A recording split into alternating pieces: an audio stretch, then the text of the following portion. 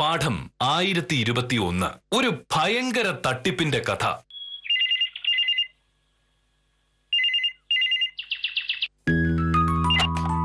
Hello, ആ വിദ്യ, ഞാൻ പറഞ്ഞ കാര്യം എന്തായി? നടക്കില്ലേ? ഇനിയിപ്പോ എന്ത് ചെയ്യും? ഒരു നല്ല അവസരം ഒത്തു വന്നിട്ട് അത് കളയാൻ മനസ്സങ്ങ് അനുവദിക്കുന്നില്ല. അതുകൊണ്ടാ. പത്രോ സാറിന് അറിയാത്തായിട്ട് ആരാ ഉണ്ടാവുക? പുള്ളിക്കാരൻ PWD പിരിയുമ്പോ എക്സിക്യൂട്ടീവ് എഞ്ചിനീയർ അല്ലായിരുന്നോ? ഇപ്പൊ കോൺട്രാക്ടർ വർക്കും വേറെ എന്തൊക്കെ ബിസിനസ്സുകളുണ്ടേ. എങ്ങനെങ്കിലും പത്രോ സാറിന്റെ കേസ് പിടിക്കാൻ പറ്റി രക്ഷപ്പെട്ടു. അതെ അതെ, നല്ല പേരും കിട്ടും, ഫീസും കിട്ടും. അഡ്വക്കേറ്റ് ഹരിചന്ദ്രന്റെ അസുഖം ആയതുകൊണ്ടാ പത്രോ സാറ് വേറെ വക്കീലിനെ ഇപ്പൊ അന്വേഷിക്കുന്നത്. എന്തായാലും നീ ഒന്ന് അന്വേഷിച്ചു നോക്ക്. എന്റെ പേര് ശുപാർശ ചെയ്യാൻ പറ്റിയ ആരെങ്കിലും ഒന്ന് കിട്ടിയാ എന്നെ ഒന്ന് വിളിച്ചു പറ. ശരി. കൊറേ നേരമായി ഫോണിലാണല്ലോ. ഓ, ഒന്നുമില്ല മോഹനട്ടാ, ഒരു കേസിന്റെ കാര്യം പറയായിരുന്നു. വിദ്യയാണെ വിളിച്ചത്. അതാരാ ഈ നേരത്ത്?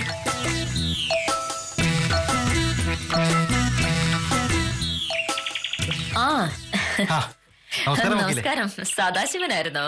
ഇതെന്താ രാവിലെ? യോഹന്നാൻ കോൺട്രാക്ടർ പറഞ്ഞിട്ട് വന്ന. ആഹാ, ഈ പൈസ ഇവിടെ കൊണ്ടുവന്ന് തരാൻ പറഞ്ഞു. ആ, ഞാൻ യോഹന്നാൻ ചേട്ടനെ അങ്ങോട്ട് വിളിക്കാൻ തുടങ്ങുമായിരുന്നു. എത്ര ഉണ്ടെന്നാ പറഞ്ഞേ? ഒന്നും പറഞ്ഞില്ല.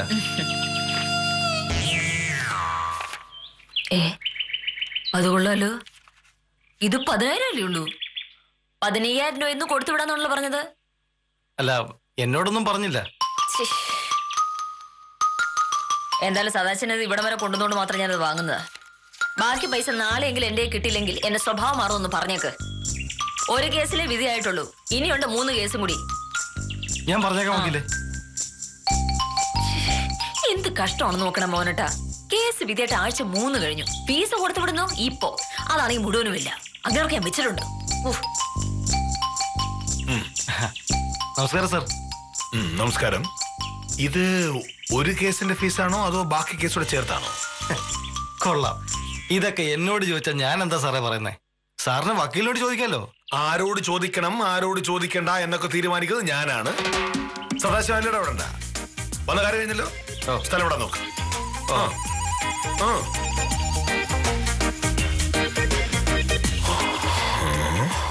10,000 രൂപ.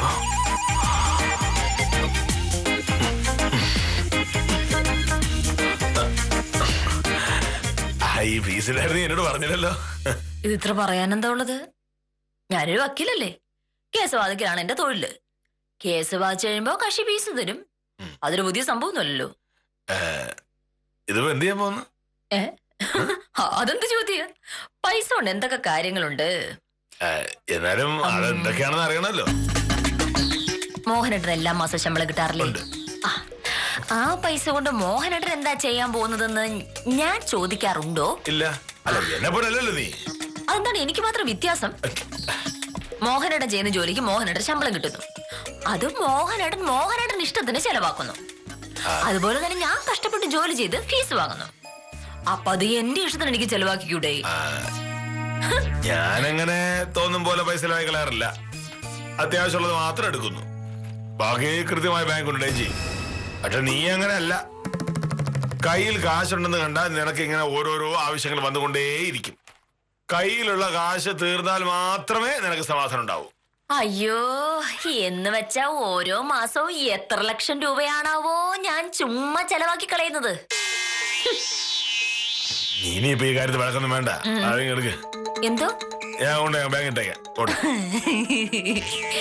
വില്ലേജ് ഓഫീസർ ചുറ്റിത്തിരിഞ്ഞു വരുന്ന അങ്ങോട്ടാണെന്നുള്ള കാര്യം എനിക്ക് നേരത്തെ അറിയായിരുന്നു.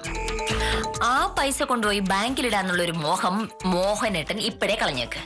അത് ഞാൻ തരൂല.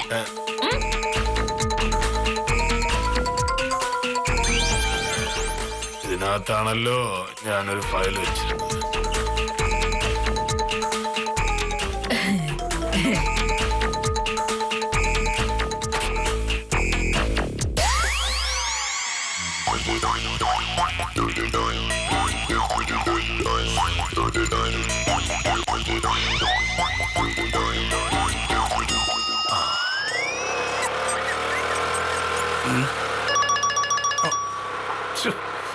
വണ്ടി കേറാൻ വേണ്ടിയിരിക്കും ഓണ് വരെ.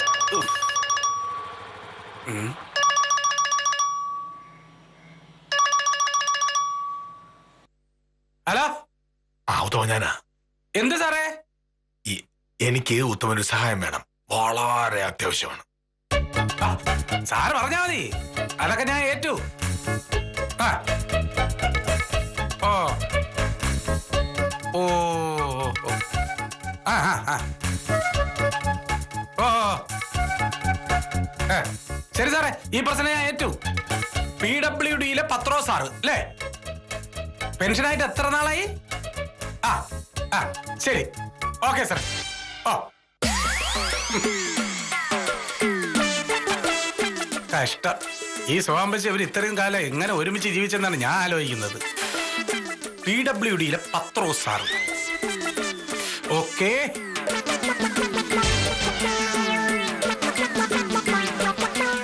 ആ ഷർട്ട് കൊണ്ടു തേച്ച് വെച്ചിട്ടുണ്ടേ. ഇത് എടുത്തിട്ടോട്ട് വരുമ്പോഴേക്കും ചോരു പാത്രം ഞാൻ എടുത്തുതരാം. എന്തായാലും ഞാനിന്ന് 2 ചുരിദാർ വാങ്ങാൻ പോകുന്നുണ്ട്. അക്കൂട്ടത്തിൽ മോഹനേട്ടൻ എന്തെങ്കിലും വാങ്ങാനുണ്ടോ? ഒരു ഷർട്ടിന് തുണി വാങ്ങിയാലോ? വേണ്ട, നീ നിനക്ക് തോന്നും പോലെ പൈസ ധൂർത്തടിച്ചിട്ട് ഒരു ഷർട്ട് വാങ്ങിത്തന്ന് എന്നെ ഒതുക്കാനാണ് നിന്റെ പരിപാടി എന്ന് എനിക്ക് മനസ്സിലായി. നടക്കില്ല. ഉത്തമനാ, അല്ല പുതിയ കേസുമായിട്ട് ഒന്നാവും. ചെല്ല്. എന്താണ് പുതിയ കേസ് എന്ന് പറഞ്ഞപ്പോ ഇഷ്ടക്കേട്? ഭയങ്കരായിപ്പോയി.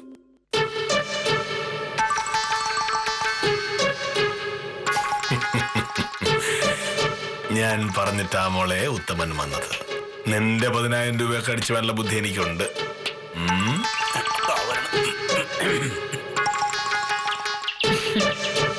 നമസ്കാരം ഡോക്കിലെ. ഞാനേ ആ ശേഖരൻകുട്ടിയുടെ കേസിന്റെ കാര്യം ഒന്ന് ഓർമ്മിപ്പിക്കാൻ വേണ്ടി വന്നതാണ്. ഈ ആഴ്ച എന്തോ ആണല്ലോ അടുത്ത അവധി ഇല്ലേ? അത് കൊള്ളാലോ. ശേഖരൻകുട്ടി ഇന്നലെ വക്കീൽ ഓഫീസിൽ വന്ന് എന്നെ കണ്ടതല്ലേ? കേസിന്റെ കാര്യങ്ങളെല്ലാം ഞാൻ വിസ്തരിച്ച് പറഞ്ഞു കൊടുക്കുകയും ചെയ്തതാണ്. ഇനി എന്താണ് ഉത്തമന്റെ വക ഒരു ഓർമ്മിപ്പിക്കല്? ശേഖരൻകുട്ടി വന്നായിരുന്നല്ലേ? ഞാൻ കരുതി അവൻ വന്നു കാണൂല.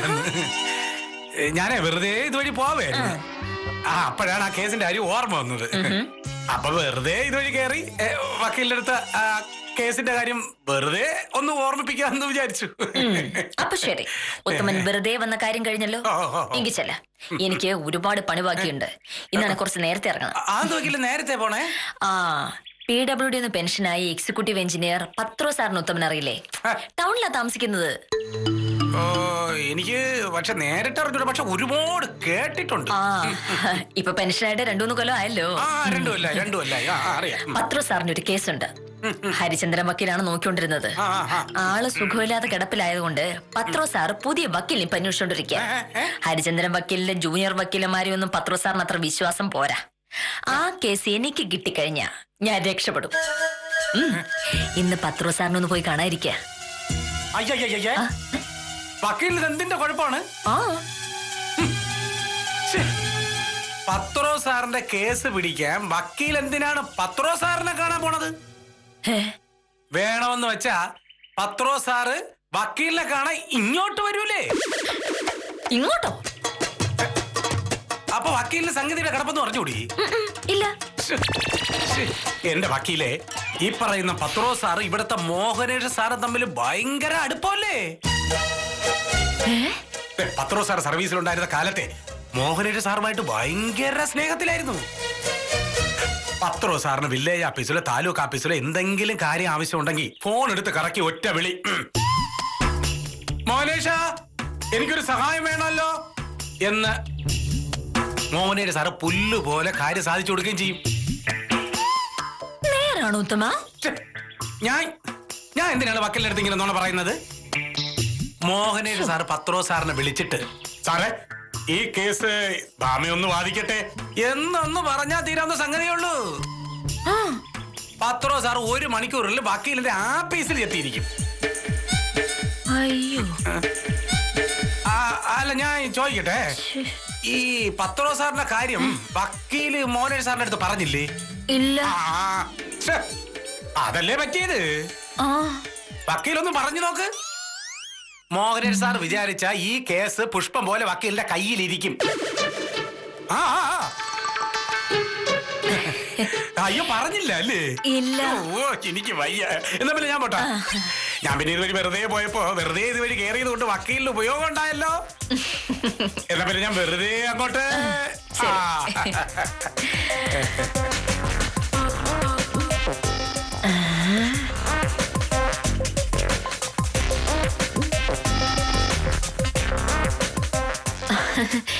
മോഹനേട്ടൻ റെഡിയായോ? ഞാൻ ചോറെടുത്തില്ല. അറിയാം. ഉത്തമൻ എന്തെങ്കിലും കേസുമായിട്ടായിരിക്കുമല്ലോ വന്നത്. പുതിയ കേസുകൾ കിട്ടുമ്പോ നീ എന്റെ കാര്യം മറന്നു പോകുന്നത് പുതിയ സംഭവം ഒന്നും അല്ലല്ലോ. ഇതെന്ത് വർത്താനം മോഹനേട്ടാ? മോഹനേട്ടനെ ദേഷ്യം പിടിപ്പിക്കാനായിട്ട് ഞാൻ എന്തേലുമൊക്കെ ഇടയ്ക്കിടയ്ക്ക് പറയുന്നുള്ളത് നേര് തന്നെയാ. പക്ഷെ അതൊന്നും ഞാൻ കാര്യമായിട്ട് പറയുന്നല്ലോ. മോഹനേട്ടൻ ദേഷ്യപ്പെടുന്ന കാണാൻ നല്ല രസാ. അതുകൊണ്ടല്ലേ ഞാൻ അങ്ങനെയൊക്കെ പറയുന്നത്. സത്യം പറഞ്ഞ മോഹനേട്ടൻ ഇങ്ങനെ പാവമായിട്ടിരിക്കുന്നേക്കാട്ടിലും രസവാ ദേഷ്യപ്പെടുന്നത് കാണുമ്പോ. അത് കാണാനുള്ള കൊതി കൊണ്ട് ഞാൻ എന്തേലുമൊക്കെ ചുമ്മാ പറയും. അതല്ലേ സത്യം. നീ എന്നെ വെറുതെ സോപ്പട പറയുന്നല്ലേ? ഇന്ന് എന്നെ 10,000 ഫീസ് കിട്ടി. അത് എന്റെ കയ്യിലേൽപ്പിച്ച 10 പൈസകളായി ഞാൻ കൊണ്ട് ബാങ്കിലിടും. പക്ഷെ അതിനാണെങ്കിൽ നീ തയ്യാറുമല്ല. നിനക്ക് ആ പൈസ മുഴുവൻ ചെലവാക്കി തീർക്കണം. അതിന്റെ പേരിൽ ഞാൻ വഴക്കുറായിരിക്കാനല്ലേ ഇപ്പൊ ഈ സോപ്പിടുന്നത്. മോഹനേട്ടൻ എന്ത് വർത്താനം ഈ പറയണത്? എന്റെ പൈസ എന്ന് പറഞ്ഞിട്ടുണ്ടെങ്കിൽ അത് മോഹനേട്ടന്റെ പൈസയല്ലേ? ഒരു കാര്യം ചെയ്യാം. ഇനിയിപ്പോ നമുക്ക് അതിന്റെ പേരിൽ ഒരു വഴക്ക് വേണ്ട. എനിക്ക് അത്യാവശ്യമായിട്ട് കുറച്ച് സാധനങ്ങൾ വാങ്ങാനുണ്ട്. അതുകൊണ്ട് 1,000 രൂപ ഞാൻ എടുക്കും. ബാക്കി 5,000 രൂപ മോഹനേട്ടൻ കൈവച്ചോ. 5,000 5,000 അത്ര ലാഭമായല്ലോ. എന്താ മോഹനേട്ടാ? ഈ 5,000 രൂപയൊക്കെ ചെലവാക്കേണ്ട കാര്യമുണ്ടോ? നിനക്ക് അത്യാവശ്യമാണെങ്കിൽ ഒരു 2,000 രൂപ എടുത്തോ. ബാക്കി 1,000 രൂപ തന്നാ ഞാൻ കൊണ്ടുപോയി സൂക്ഷിച്ചോളാം. ശരി, ഇനിയിപ്പൊ അതിന്റെ പേരിലൊരു വഴക്ക് വേണ്ട. 2,000 എനിക്ക്, 8,000 മോഹനേട്ടന് പോരെ? പിന്നെ ഈ PWD പെൻഷനായ പത്രോ സാറിന്റെ മോഹനേട്ടൻ അറിയാമോ? ഏത് പത്രോ സാറ് PWD റിട്ടയർ ആയ അറിയാമോ? അറിയാം. ഈ പത്രോ സാറ് ഞാൻ വളരെ അടുത്ത പരിചയക്കാരല്ലേ. പത്രോ സാറിന് കെ മോഹൻ സാർ പറഞ്ഞ വളരെ ബഹുമാന സ്നേഹമല്ലേ. അങ്ങനെയാണെങ്കിലും എനിക്ക് മോഹനേട്ടൻ ഒരു സഹായം വേണം. എന്ത് സഹായം? അത് ഞാൻ പറയാം. പക്ഷെ എന്നെ സഹായിക്കാൻ മോഹനേട്ടൻ സത്യം ചെയ്യും. ബുദ്ധിമുട്ടുള്ള കാര്യമൊന്നും അല്ല. മോഹനേട്ടൻ വിചാരിച്ച നിസ്സാരമായിട്ട് ചെയ്യാൻ പറ്റുന്ന ഒരു കാര്യമുള്ളൂ. സഹായിക്കാന്ന് പറ.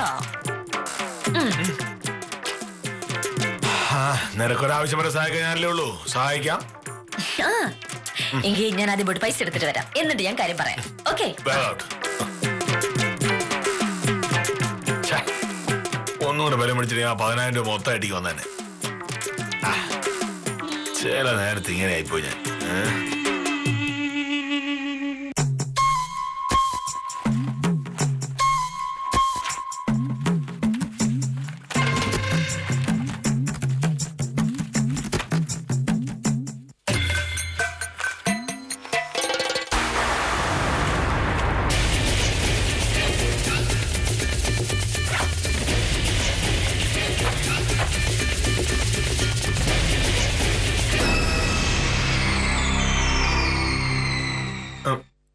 പൈസ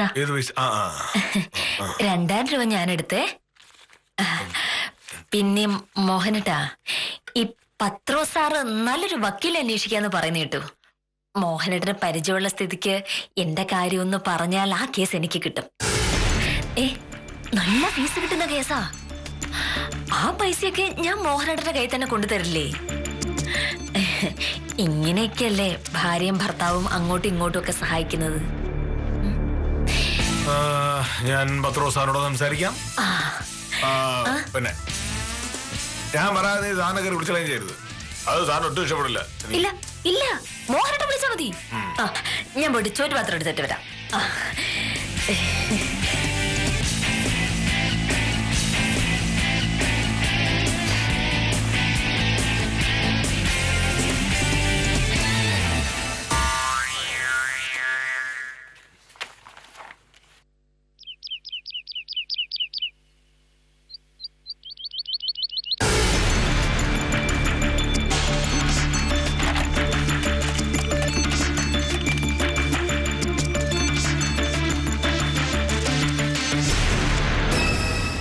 അരവിന്ദ് സാറല്ലേ?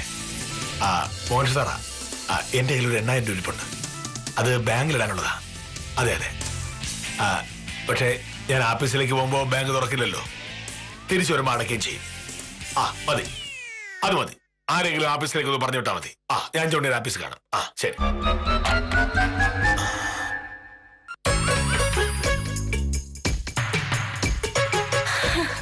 സത്യം പറയല്ലേ പ്രഫേ, വന്ന് വന്ന് വീട്ടു ചെലവുകൾ പോലും കൃത്യമായി നടക്കാത്ത അവസ്ഥയായി.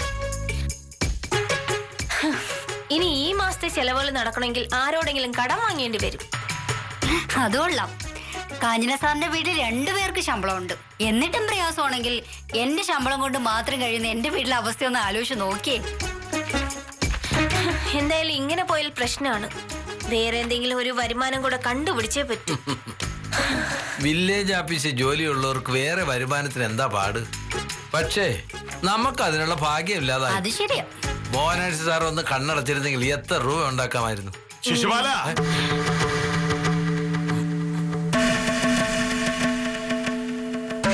ശിശുപാലനെയും കാഞ്ചനയും സ്വയംപ്രഭയും പോലുള്ളവർക്ക് മാന്യമായി ജീവിക്കാനുള്ള ശമ്പളം സർക്കാർ തരുന്നുണ്ട്. അനാവശ്യമായി ധൂർത്തടിച്ച് കാശ് കളഞ്ഞിട്ട് കുറ്റം എനിക്ക്. ഞാൻ എങ്ങനെ കണ്ടടക്കണേ? ഇങ്ങനെയാണോ? കൈക്കൂലി വാങ്ങാൻ സമ്മതിക്കില്ല പോലും. അല്ല സാർ, ഞാൻ വെറുതെ ഇങ്ങനെ ഇല്ല, വെറുതെ. ഞാനും ഒരു കുടുംബമുള്ള ആളാണ്. നിങ്ങൾക്ക് കിട്ടുന്നതിനേക്കാൾ ഒരുപാട് കൂടുതൽ ശമ്പളമൊന്നും എനിക്കും കിട്ടുന്നില്ല. എങ്കിലും എനിക്ക് ഒരു ദാരിദ്ര്യവുമില്ല, കടവുമില്ല. എന്തുകൊണ്ടാ? കിട്ടുന്ന പണം സമ്പാദിക്കാൻ എനിക്കറിയാം. അല്ലാതെ ശമ്പളം കിട്ടുമ്പോൾ തന്നെ അത് ചെലവാക്കാനുള്ള വഴിയല്ല നോക്കാറ്. സാർ, എന്താണ്? അരവിന്ദ സാർ പറഞ്ഞു വിട്ടതാ, സഹകരണ ബാങ്കിൽ നിന്ന്. എന്താ പേര്? സുശീലൻ. സുശീലൻ വന്നത് കൃത്യസമയത്ത്. വരൂ.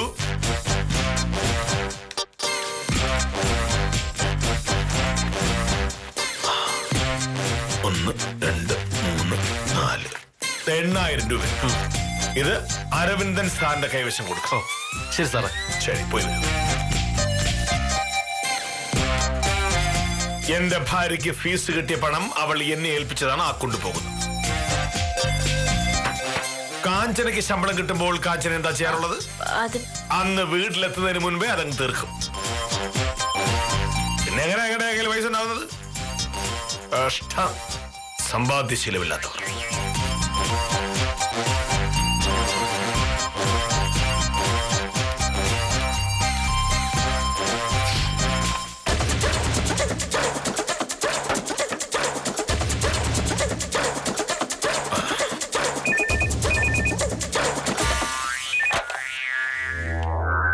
ഹലോ, മോഹനകൃഷ്ണനല്ലേ?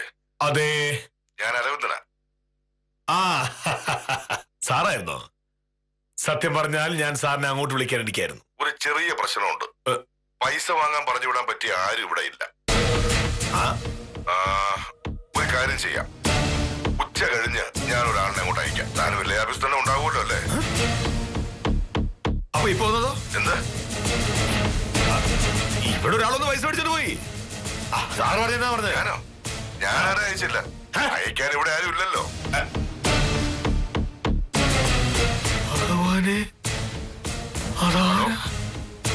ഹലോ, 8000 രൂപ.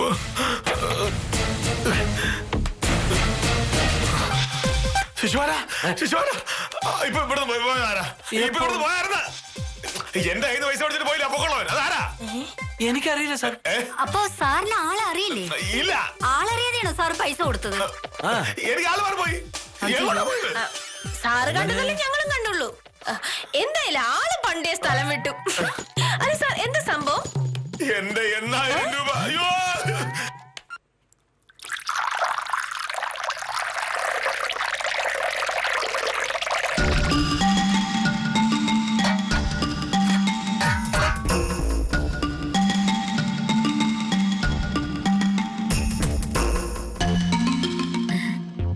എന്താ പറഞ്ഞിട്ടൊരു വല്ലായിക? ഒന്ന് കേറിപ്പോന്ന് ഞാൻ ശ്രദ്ധിക്കുന്ന എന്തോ കാര്യമുണ്ടല്ലോ. ഒന്നുമില്ല. പത്ര സാറിന്റെ അടുത്ത് എന്റെ കാര്യം പറഞ്ഞായിരുന്നോ? പത്രോ സാറോ? ഛേ, കൊള്ളാം. ആ കേസിന്റെ കാര്യം പത്ര സാറിനോട് പറയുന്നു പറഞ്ഞിട്ടല്ലേ മോഹനേട്ടൻ രാവിലെ ഇവിടുന്ന് പോയത്? മോഹനേട്ടൻ വിളിച്ചോളാന്ന് പറഞ്ഞോണ്ട് ഞാനിതുവരെ വിളിച്ചില്ല. നല്ല കക്ഷിയാ മോഹനേട്ടാ. ആ കേസ് കിട്ടിയാ നല്ല ഫീസ് കിട്ടുമെന്ന് മാത്രമല്ല നല്ല പേരും കിട്ടും. അതുകൊണ്ടല്ലേ ഞാൻ മോഹനേട്ടനോട് പറഞ്ഞത്. എന്താ?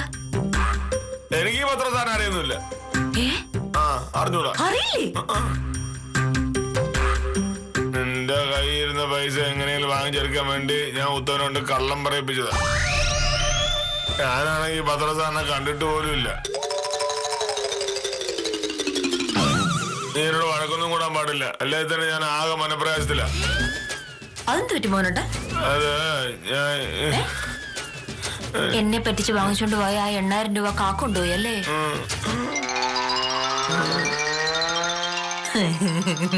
ഞാൻ വിദ്യാലക്ഷ്മിയോട് സംസാരിക്കുന്നത് ഒളിഞ്ഞു നിന്ന് കേട്ട് പത്രോ സാറിന്റെ പേര് മനസ്സിലാക്കി ഉത്തമനെ കൊണ്ട് എന്റെ അടുത്ത് നാടകം കളിപ്പിച്ച് 8000 രൂപ അടിച്ചു മാറ്റാനായിരുന്നല്ലേ പരിപാടി. മോഹനേട്ടൻ അരവിന്ദ് സാറിനെ വിളിച്ചില്ലേ? അത് ഞാനും ഒളിച്ചു നിന്ന് കേട്ടു. സുശീലിനെ വില്ലേജ് ഓഫീസിലേക്ക് പറഞ്ഞു വിട്ടത് ഞാനാണ്. മോഹനേട്ടന്റെ കയ്യിൽ നിന്ന് കിട്ടിയ പൈസ സുശീലൻ എന്റെ കയ്യിൽ തന്നെ കൊണ്ടു തന്നു.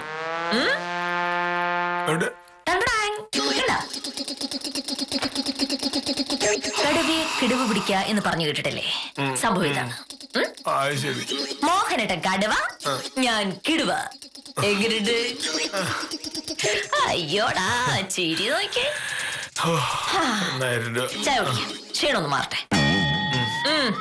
കടുവയെ കിടുവ പിടിക്കുന്നത് ഇങ്ങനെ തന്നെയാണ്. ഭാര്യയുടെ കയ്യിലിരുന്ന കാശ് തട്ടിയെടുക്കാൻ കാണിച്ച ആവേശം വില്ലേജ് ഓഫീസറെ ആപ്പിലാക്കിയതിന്റെ കഥയാണ് കണ്ടു കഴിഞ്ഞത്.